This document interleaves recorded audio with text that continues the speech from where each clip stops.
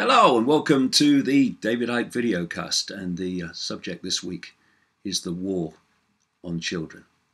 For that is what we are in the midst of, a war on children, not least their minds and thus their perceptions of everything, self, the world, life. And this war is being fought on front after front after front at so many different levels. And I say in the title of this video that it's happening while parents look the other way. And by that, I don't, of course, mean every parent.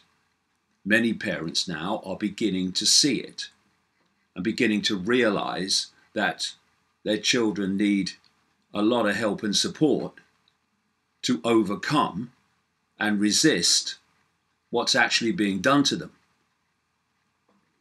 But the great majority of parents are still, yes, looking the other way, while this war rages on children and young people. Looking the other way, often into the screen of a smartphone, giving their kids smartphones, so they're no trouble because they're always on the smartphone as well. Anything to keep them quiet. And yet, if we adults don't get ourselves together and realize what's happening and why, and I'll come to that later, then we are going to lose whole generations of people who will become adults with their minds bewildered, programmed, drugged in the said war on children. And I chose this subject this week when I saw this story. Hospital admissions for teenage girls who self-harm nearly double. And they blame schoolwork and social media for the massive rise in patients since 1997. The number of girls under the age of 18 being treated in hospital in England after self-harming has nearly doubled compared with 20 years ago, according to National Health Service figures. And that is just in England, and only those who sought to self-harm and ended up in hospital as a result. What about all the others? What about all the others throughout the whole of the United Kingdom? What about across Europe? And the figures in the United States are absolutely catastrophic. This is a global war on children for reasons I'll come to. The number of girls treated for attempting a substance overdose has risen more than tenfold to 2,736 last year from 249 in 1997, while the number for boys increased also. Charities have warned that the sharp rise among young girls is due to the pressures of schoolwork, and social media. The National Society for the Prevention of Cruelty to Children has said it provided 15,376 counselling sessions on self-harm last year, equivalent to 42 a day. A spokesman or a spokeswoman told The Times, "We know from contacts that many children are being driven to self-harm as a way of dealing with the pressures and demands of modern-day life. Young people are crying out for help." Yes, and who the hell is listening? Oh, what do you say? And of course, the government is taking action as a result of these figures. They're terrible. So, are they going to ask the critical question? Why is this happening? What is going on to create a situation in which so many young people worldwide are seeking to self-harm, commit suicide, or suffer from depression? These should be the years of joy and exploration of the world, exploration of self, not years of depression and how do I kill my bloody self? What is going on? That's the question, and I'll come to that later. But no, the government knows best. It says it's going to provide more mental health support. Once again, as always, treating the symptom, not the cause. Why? Because if the cause was addressed, the agenda behind it might be uncovered, and that would never do. So, a Department of Health and Social Care spokesman said making sure children and young people have the right mental health care when they need it is vital. How about asking why they need it in such numbers, increasing all the time? And what does this mental health care mean? Again and again and again and again. Drug 'em. Drug 'em. Using drugs that make them more likely to commit suicide or want to. Government's investing an extra £300 million to provide more help in schools, which will include trained staff to provide faster support to children, while not asking why they are needed. But we want to go further, the government says. Oh, that's good. You're going to ask that question now, eh? Why is it happening? No. But they have extended their pilot scheme to deliver training to 20 more areas of the country this year to improve links between 1,200 schools and their mental health services. As part of a long-term plan for the NHS, they will announce more on how we will improve mental health later this year. Improving mental health services is not improving mental health. Improving mental health is finding out why the mental ill health is happening on such a scale. Symptoms, not causes, as always. And the solution? Problem, reaction, solution. Drug 'em, overwhelmingly. Here's a story from this week. Ritalin-type drugs best to treat ADHD in children, study shows. The authors of a major study in the Lancet Psychiatry Journal say that a drug, which Ritalin is the best known brand, is the most effective and best tolerated treatment for children, while amphetamines work best for adults. Emily Simonoff, a professor of child and adolescent psychiatry at King's College London, one of the authors, said the perception that children were over-medicated was not accurate. Bollocks! Course it is. And what happens is kids that are bored by school, who don't conform to the straitjacket they're supposed to conform to, get drugged because they've got a mental health problem. No, they're just thinking outside of your box, which is tiny. And the figures in the US are breathtaking. 1 in 5 children has a mental health problem of some kind, it is claimed. 130,000 US toddlers and children aged under 5 are prescribed addictive anti-anxiety drugs.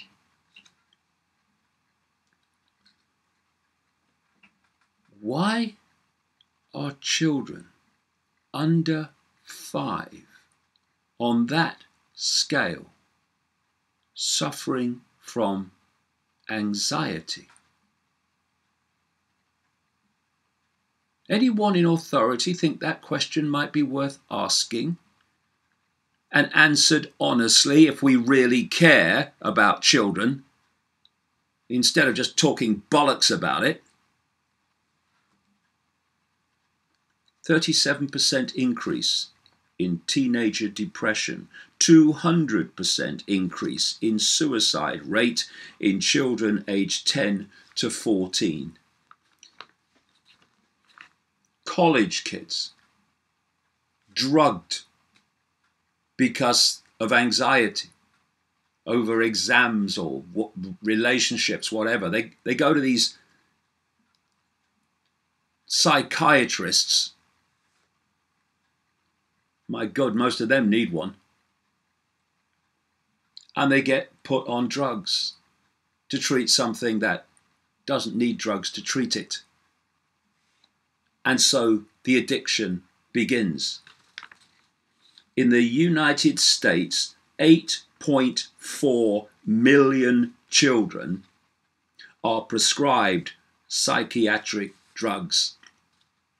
And is it really just a coincidence that over and over and over again, time and time and time again, the kids and teenagers that are involved in school shootings just happen to be on this shit?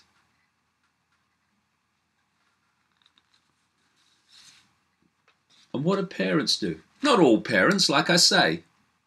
Some of them have actually got a brain on active duty. But what do so many parents do? They take them to the doctor because they're not behaving according to script, and they hand out these pills to mess with their minds. What do the parents do? Oh, thank you, doctor. Thanks to you, doctor. It's a very kind doctor. Instead of saying, why are you giving my child mind-altering drugs? Or even, why am I even bringing my child to the doctor and not exploring other ways of looking at what is perceived to be the problem? Which might involve asking the question, why is it happening?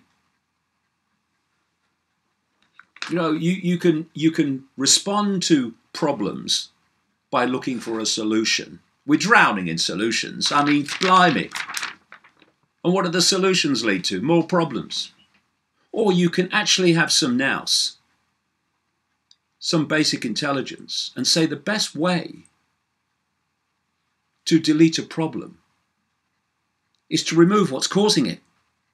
Then the problem must go. It's got no choice. And there's no better example than what I'm talking about here. Why is it happening? Target the cause, not the symptom. Teenage antidepressants doing more harm than good. A leading expert in psychiatric medication has said the growing prescription of antidepressants to teenagers is doing more harm than good. Professor David Healy questioned why they would be given the medication when clinical trial results were so poor. Well, it's good for big pharma profits for a start. Messes with the minds of kids. It's what you want. You want scrambled minds going into the adult world. So much easier to control and manipulate and direct.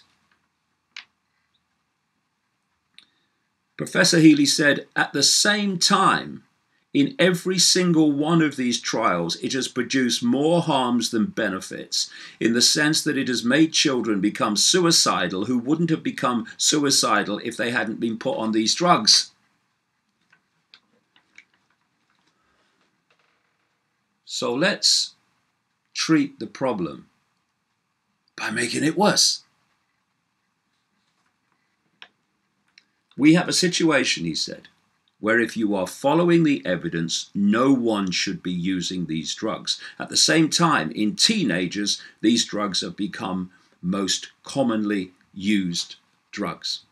Figures obtained by the BBC showed that the number of children under 18 being prescribed antidepressants doubled between 2009-10 and 2016.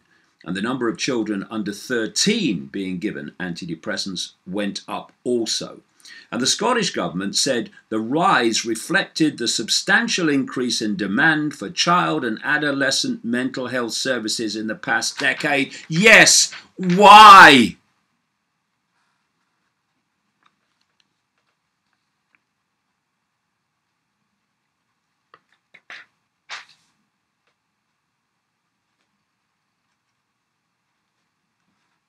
We are in the midst of losing entire generations of young people who are having their ability to free think in so many ways, not least through drugs, deleted from them.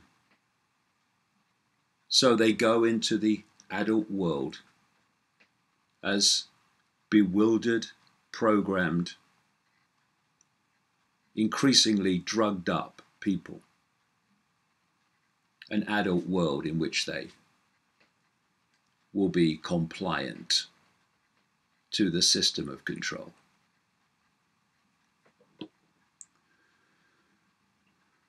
Let's look at a life of a child in terms of perceptions. And when you look at it from this perspective, human life is one big perceptual program, and it starts at the earliest age. You're born, and your parents, who've been through the same process you're about to go through, start to influence your perceptions of self and reality. Within, 3-4 years now? 3-4 years after coming into this reality, the state puts you behind a desk every weekday, week after week, month after month, year after year, where an authority figure representing the state's version of everything and all the rules that go with it stands in front of these little kids and tells them the state's version of everything. They then go on to college and university, and it just continues at a older, higher level, with the state's version of everything being daily downloaded to become the perceptions of the young generations. Not all fall for this. Many have insisted on retaining minds of their own and questioning what is often the nonsense and mendaciousness that they are told to believe is real. But the great majority download the program. And to test how much of the program has been absorbed, we have something called exams, where children now, increasingly constantly, are tested on how much of what they've been told to believe they've actually downloaded and remembered. And so we have this enormous pressure put on children to pass exams because exams, testing if the programming has worked or not, has become the arbiter of your entire life from then on. And so we have pushy parents and ignorant parents pressurizing their children to do well in exams. Oh, you gotta do well. Because it kind of reflects well on me if you do well. And so, the early years of a child and young person's life, when they've just come into this reality, blinking into the light, when they should be exploring the world, exploring themselves, exploring their own mind, exploring the wonder of the world, they are sitting at a desk being told what to believe. Or else, they're told when they have to be there, when they can leave, when they can eat, when they can talk, when they can go to the toilet. And what is this doing? You get children to conform to rules from the earliest age, because then they get into a mode of following the rules their entire life. It's a program.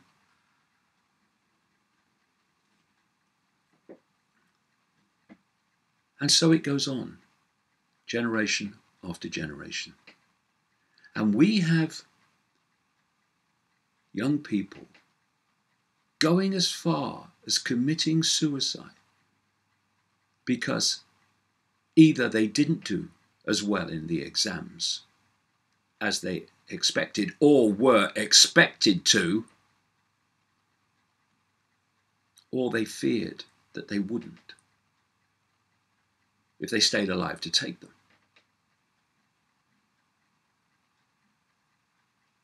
I wonder if it would dawn on many people what that says about the sheer idiocy of our society. I left school at 15. Never took a major exam in my life except an end of year class exam. Did all my learning on my watch, in my time, by my rules. And I've written over 20 books and talk for 10 hours at a time without ever passing a major exam, never even taking one. And I say to young people, don't let your life and your self-esteem be defined by passing exams and going off to university, which is nothing more than confirming you've accepted the state's version of that subject and repeated back on the paper what the state has told you to believe. That is not education, that is programming, and that is exactly what state education has always been designed to be. And there's the parents. Oh, you got to revise, you got to do that. No, you can't go out with your friends. You've got to revise and you've got to pass your exams. Because we've decided what you're going to be. You're going to be a solicitor, you're going to be this, you're going to be that. If you don't, your mum will be ever so unhappy. Well, sod her then. These parents want to impose their will on their children. What are kids listening to them for? You want to be a lawyer? Go and be a freaking lawyer. You want to work in a bank? Go and work in a bank. Just don't tell your kids what they're going to do, because they are free in any sane society to decide that for themselves. And if they want to go walking in India or whatever, then that's their right, that's their choice, not yours, pushy parents.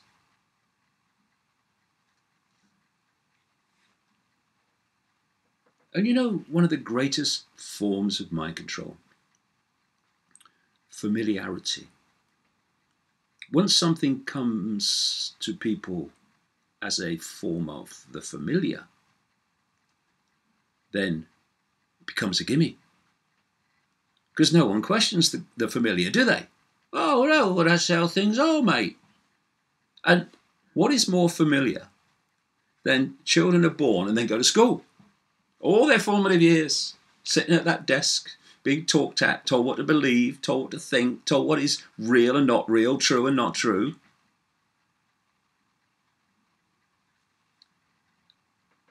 Because it's familiar. Oh, well, no, that's how it is. Well, how about we question why it is, and ask why it is, and ask what the outcome is for the kids. And then there's homework. Do you know, some schools, a tiny few, comparatively, tiny, have actually said, we're not going to give homework. Because we want the kids to go away and have some time for them, time for their own thoughts, their own desires. And you know, some of the biggest critics of that have been parents with kids at those schools. Oh no, they've got to have homework. Might not pass their exams. Homework. What the hell is that all about? You sit there through school days, at least 5 days a week. You have a few hours afterwards before you go to bed, a few hours at the weekend, before you get up and go to school again and it starts. But even that brief time to come to people's own conclusions or to pursue their own desires and interests, too long. We've got to fill that with homework. So the school intervenes even into that time which is perceived to be non-school time. It's an incessant programming of perception, generation after generation. And those people who are then programmed by this state version of normal then go out into the institutions. They become the lawyers, they become the politicians, they become the doctors, the scientists, the journalists, all with this downloaded sense of the normal, much of which is ludicrous. And then in these institutions, they run society according to their version of normal. And anyone who challenges that normal, people like me, they're mad by definition or dangerous, both. Because normal's saying they're not normal. No, I'm not your normal. You know why I'm not your normal? Because I've actually questioned what you believe is normal and found that it's a pack of frickin' lies.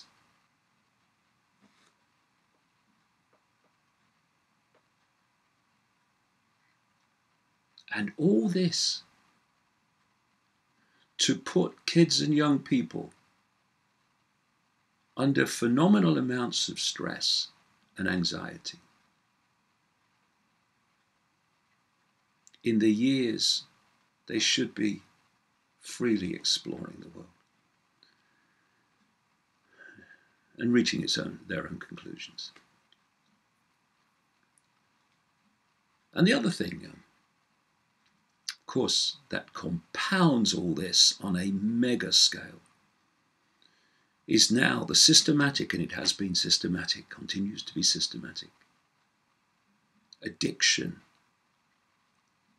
of young people to technology, smartphones, and all this other stuff. Of course, the adults have all bought into it as well. But this subject is kids. And so you have social media where people's psychopathic side can be freely expressed behind anonymous login names, where people's self-esteem is attacked, young people's self-esteem is attacked, where they feel that they have to be something that they're not, to conform with what is the thing to be, instead of looking in the mirror and saying, I am what I am. I am my unique self, a unique expression of all that is. I am not someone who has to be the same as everyone else. And all this social media impact on people's self-esteem, people's perception of self and reality, has to be added to what I've said about education in this war on children. It's worth remembering, for many reasons, not just this, but certainly for this, that the internet giants and the social media platforms that dominate the internet are run by people who are pure, undiluted evil. They do not have the best interests of children at heart. They have the best interests of the agenda and the masters they serve at heart. And that's why social media and the internet, in the way that it's experienced and orchestrated, is having such a devastating effect on the psyche of so many young people. And then we have the effect of video games, the addiction to them, the desensitization from violence, and the impact that has on people's lives, again, as studies have shown, involving anxiety and self-harm and worse. And here's a report this week. Disturbing report finds Americans spend most of their waking hours staring at phones and TVs. And of course, the subject today of children and young people will be massively involved in that. US adults, let alone kids, are spending more than 11 hours a day on average, or 2/3 of their waking time, consuming media in some form. And if you want to, just imagine it, you want to program the target population's perceptions of everything. What would you want? You'd want the system of education we have today, where you take young minds and you tell them what to believe about everything. But then they leave school and university, so how do you keep it going? Well, you produce a media in all its forms, not least internet giants these days, that is constantly pouring out confirmation that the normal that you downloaded to them as young people is indeed the normal. This is what all this censorship's about. You see, if you want to program the perceptions of the population, first of all, start them young, is what I'm talking about. But also, you must stop other forms of information that would challenge what you want the population to believe. You must stop that. Having access to the population. This is what this whole censorship is about that's going on now with Facebook and Google and these other purveyors of evil. YouTube, owned by Google, of course. So what happens is, through people's lives, from the youngest age, increasingly they only see and hear what the system wants them to see and hear. And, you know, I went home, say home, I went to the place where I grew up, a council house,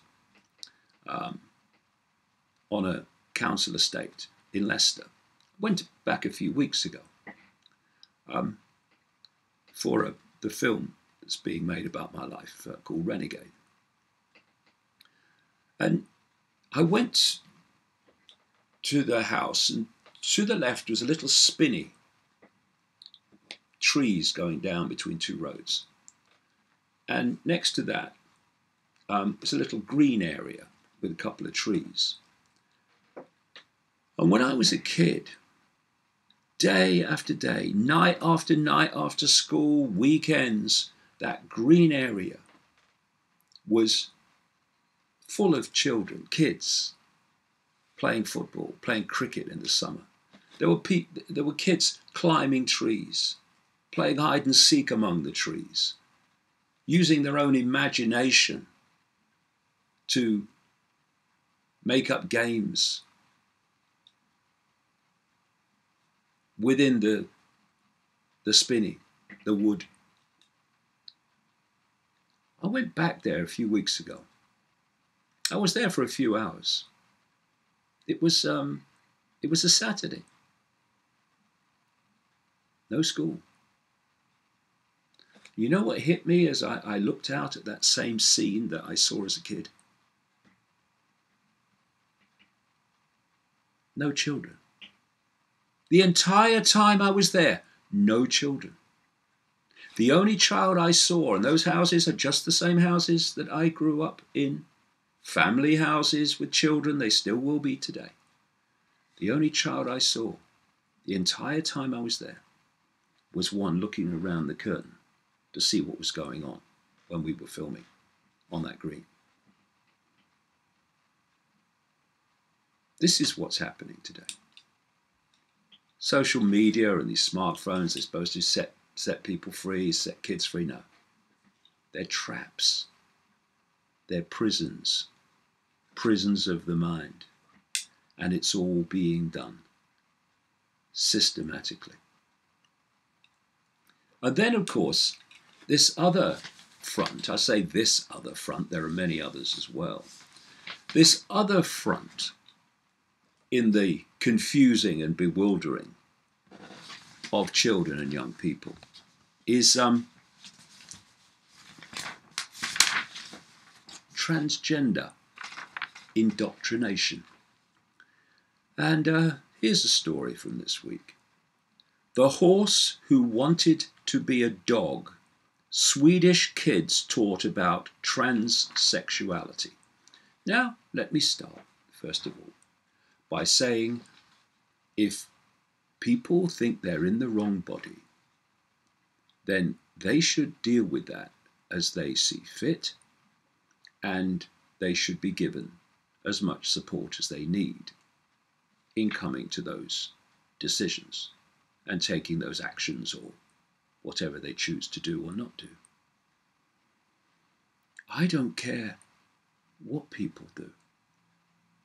I care when it's imposed on everyone else. And that is what is happening in schools, etc., increasingly, in country after country. Children and young people are being systematically confused about gender who weren't confused before.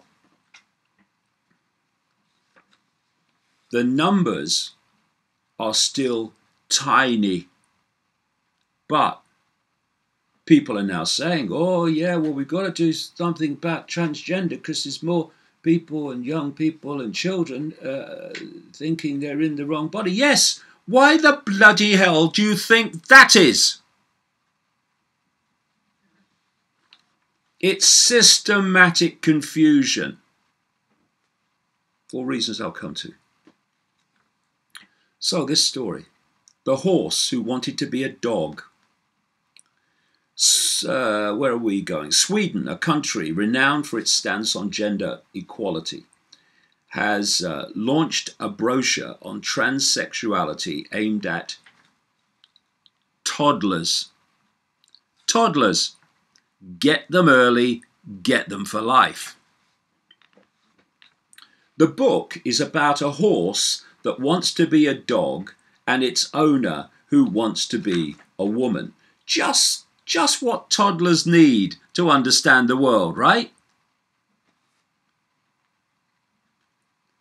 The new sex education brochure for preschoolers, beam me up, Scotty, it's frickin' mad down here. Called Horse and Master, has been penned by Suzanne Pelger, a PhD of genetics and a teacher of biology and mathematics at Lund University, brackets, God help us. It's a book about the horse and its owner who might actually be a dog and a woman. That ain't gonna confuse toddlers, is it? About a man who may identify himself as a woman and a horse that identifies itself as a dog and would therefore like to do all the doggy stuff like gnawing bones, chasing cats and fetching.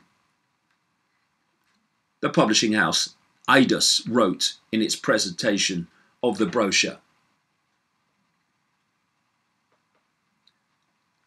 Look at that alone. It is confusing reality for children at the earliest age. And it's happening increasingly all over the world. So it's all just happened by accident, right? Oh, it just randomly appeared out of nowhere and is now everywhere.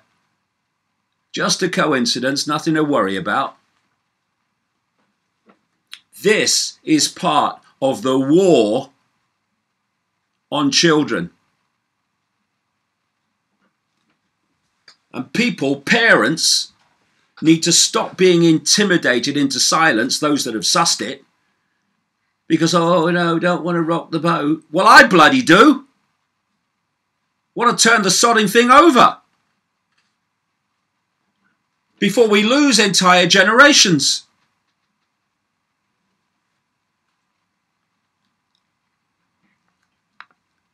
The purpose of the book is for children as young as possible to learn that a man wearing a suit might very well change into a dress and paint his lips pink.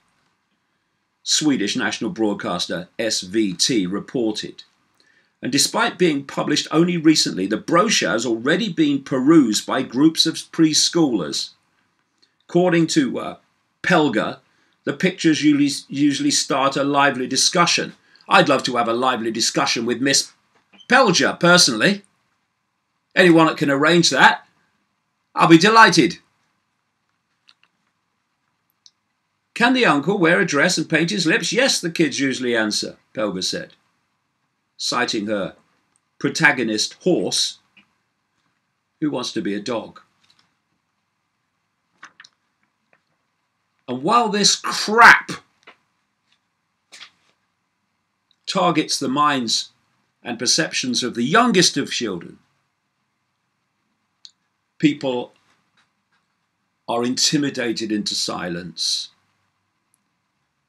with terms like transphobic and misogynistic and racist and bigot and hate speech. So the crap can go undebated and thus become the norm, not by intelligence, not by being right, but by being unchallenged. Well, as they say, sod that for a game of soldiers. We now have a UK human rights panel investigating the police use of children as spies.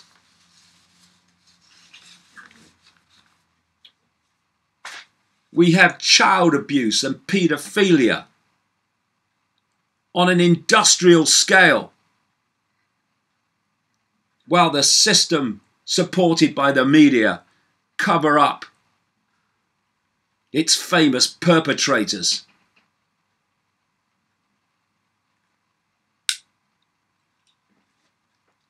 What must it be like to grow up today among this catastrophe? So what's it all about?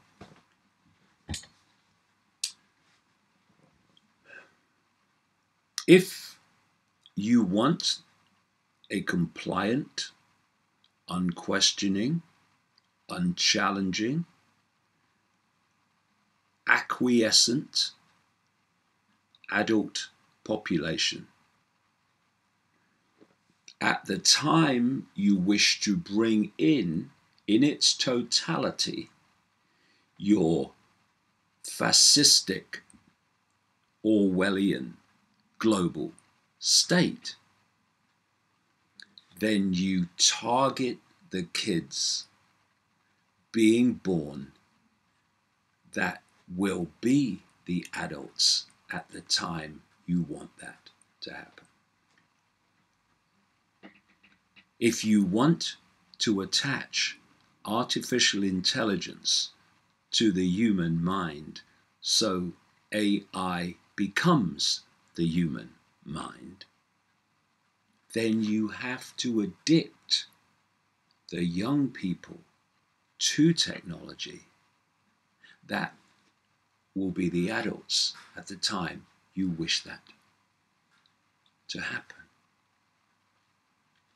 And when you have an agenda, all described in detail in my books, like Everything You Need to Know But Have Never Been Told, if you have an agenda to create a no-gender human, which is what's going on, that's what all this synthetic human research is all about, then you want to fuse the target population's view of gender. First of all,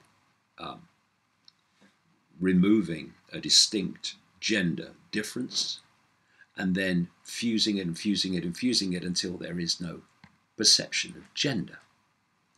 And of course, to do that, to bring in that no gender world, you need to program, bewilder, and delete a sense of gender in young people who will be the adults when you want that to happen. This and so much more that I expose in the books and the talks is going on all around us. And I've just talked today about just some of the fronts in the war on children and young people. And it never ceases to bring joy to me when I see young people who, despite all of this, have retained control of their own minds and their own perceptions and can actually see through it. What we need urgently is for a revolution of perception among parents so that they open their minds to what is going on and what is being done daily, hourly, to their children, their children's minds, and their children's perceptions. Because if that doesn't happen, then whole generations of children and their minds and their perceptions are going to be lost to this system of Orwellian control. And we don't have forever to get our asses in gear. How about now?